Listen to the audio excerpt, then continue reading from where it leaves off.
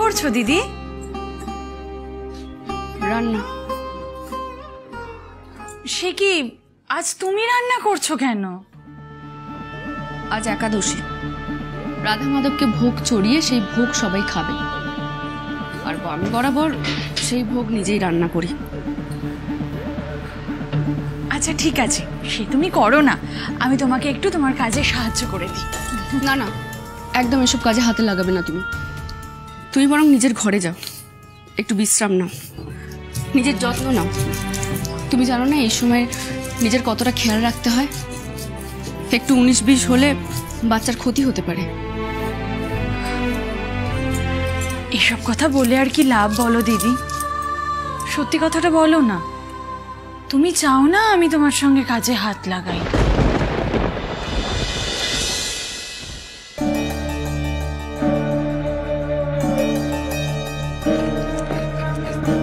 আচ্ছা দিদি, আমাকে নিয়ে তোমার কি কোনো সমস্যা আছে?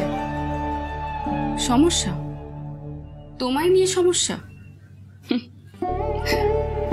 তুমি এখন আমায় চিনতে পারোনি গঙ্গা, তাই তোমার মনে আমাকে নিয়ে সব ভ্রান্ত ধারণা। অবশ্য তোমার কোনো দোষ নেই।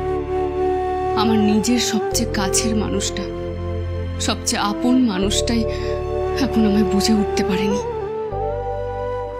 চণ্ডী, তোমার অবস্থা তো খুবই করুণ দেখছি। কিন্তু মায়ের ব্যাপারে তোমার মুখ থেকে আমি আর একটাও কথা শুনতে চাই না। এইটা আমি তোমাকে বলে দিলাম,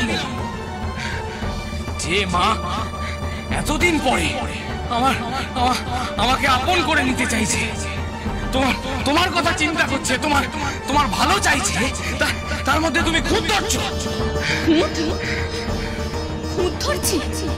খুদ আছে বলেই বলছি।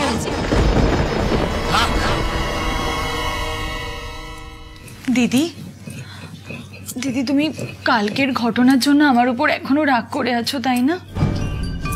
বিশ্বাস করো দিদি, আমি চাইনি দাদা মদ খাক।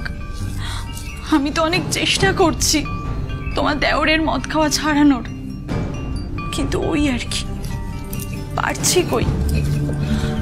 বোঝোই তো, বলো, সংসারে থাকতে গেলে স্বামীর উপর গলা চড়ানো যায় না, এটাই এই সমাজের নিয়ম। তাই অনেক সময় মন থেকে না চাইলেও অনেক কিছুতে সায় দিতে হয়। কি করব আমি, বলো তো দিদি? ও দিদি, তুমি এটার জন্য আমার উপর এখনো রাগ পুষে থাকবে? ছোট বোন হিসেবে আমাকে ক্ষমা করে দাও না দিদি, আমার ভুল হয়ে গেছে। কি গো দিদি, তুমি আমাকে ক্ষমা করবে না? আমি তোমাদের কারোর অভিনয় আর ভুলছি না গঙ্গা। আমি এখন শুধু সঠিক সময়ের আশা অবধি মুখ বুজে আছি, তারপর সবার মুখোশ একে একে খুলে দেব। স্বয়ং সিদ্ধা, সোম থেকে শনি সন্ধ্যে 7টায়, আকাশ 8-এ।